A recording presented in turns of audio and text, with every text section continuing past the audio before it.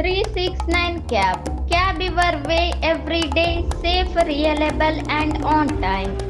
ನಗರದ ಪತ್ರಿಕಾ ಭವನದಲ್ಲಿ ಕರೆದ ಪತ್ರಿಕಾಗೋಷ್ಠಿಯನ್ನು ಉದ್ದೇಶಿಸಿ ಮಾತನಾಡಿ ಪಾಸ್ಟರ್ ಪ್ರವೀಣ್ ಪಗಡಾಲ ಇವರು ಮೂಲತಃ ತೆಲಂಗಾಣದವರು. ರಾಜ್ಯ ಹೈದರಾಬಾದ್ದಿಂದ ರಾಜಮಂಡ್ರಿಗೆ ಸುವಾರ್ತೆ ಸೇವೆಗಾಗಿ ಹೋದಾಗ ಹೆದ್ದಾರಿಯ ಪ್ರಯಾಣದಲ್ಲಿ ಕೋವೂರು ಟೋಲ್ಗೇಟ್ ಹತ್ತಿರ ರಾತ್ರಿ ಸಮಯದಲ್ಲಿ ಬೈಕ್ ಮೇಲೆ ಹೋಗುತ್ತಿರುವ ದೃಶ್ಯಗಳು ಸಿಸಿಟಿವಿಯಲ್ಲಿ ಸೆರೆಯಾಗಿವೆ. ಪಾಸ್ಟರ್ ಪ್ರವೀಣ್ ಅವರು ರಸ್ತೆ ಅಪಘಾತದಲ್ಲಿ ಮೃತರಾಗಿದ್ದಾರೆ ಎಂದು ಹೇಳಲಾಗುತ್ತಿರುವುದು ಶಂಕಾಸ್ಪದವಾಗಿದೆ. ಅವರ ಅಪಘಾತವನ್ನು ಸೂಕ್ಷ್ಮವಾಗಿ ಗಮನಿಸಿದಾಗ ಅಪಘಾತವೇ ಆಗಿದ್ದರೆ ಬೈಕಿಗೆ ಹೆಚ್ಚಿನ ಪ್ರಮಾಣದ ಹಾನಿ ಸಂಭವಿಸಬೇಕಾಗಿತ್ತು.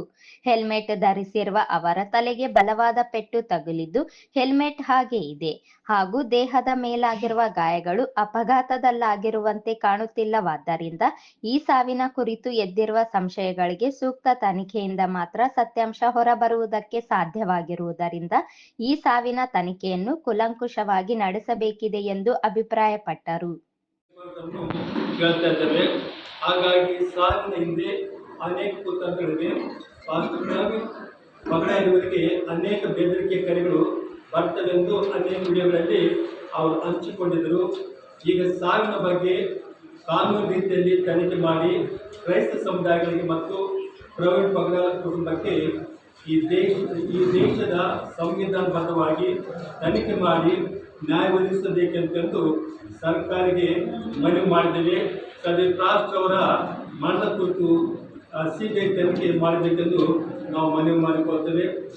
ಕ್ರೈಸ್ತರಂತ ನಾವುಗಳು ಶಾಂತಿ ಸಮುದಾಯದವರು, ನಾವು ಯಾರಿಗೆ ಪ್ರತೀಕಾರ ತೀರಿಸ್ತಕ್ಕಂಥವರಲ್ಲ.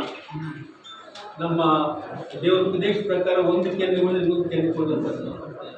ನಾವು ಎಲ್ಲಿ ಯಾರ ಮೇಲೆ ದೌರ್ಜನ್ಯ ಕೂಡ ನಾವು ಮಾಡಿಲ್ಲ ಎಲ್ಲಿ ಪ್ರಾರಂಭದಿಂದ. ಆದರೆ ಎಲ್ಲರಿಗೆ ಮೇಲನ್ನು ಸಹಾಯವನ್ನು ಮಾಡತಕ್ಕಂಥ ವ್ಯಕ್ತಿಗಳು. ಆದರೆ ವಿನಾಕಾರಣವಾಗಿ ಒಬ್ಬ ಪಾಸ್ಟರ್ ಅವರು ಮೇಲೆ ದೌರ್ಜನ್ಯ ಮಾಡಿ ಅವರು ಮರಣ ಹೊಂದಿದ್ದಾರೆ.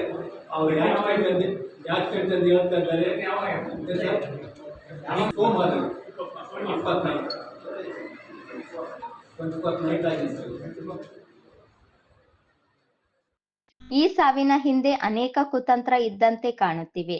ನಾವು ಶಾಂತಿ ಪ್ರಿಯರು, ದ್ವೇಷ ಸಾಧಿಸುವವರಲ್ಲ. ಹಾಗಾಗಿ ಈ ಸಾವಿನ ನಿಜವಾದ ತನಿಖೆಯಾಗಬೇಕು, ಸತ್ಯ ಹೊರಬರಬೇಕು, ನ್ಯಾಯ ಸಿಗಬೇಕು.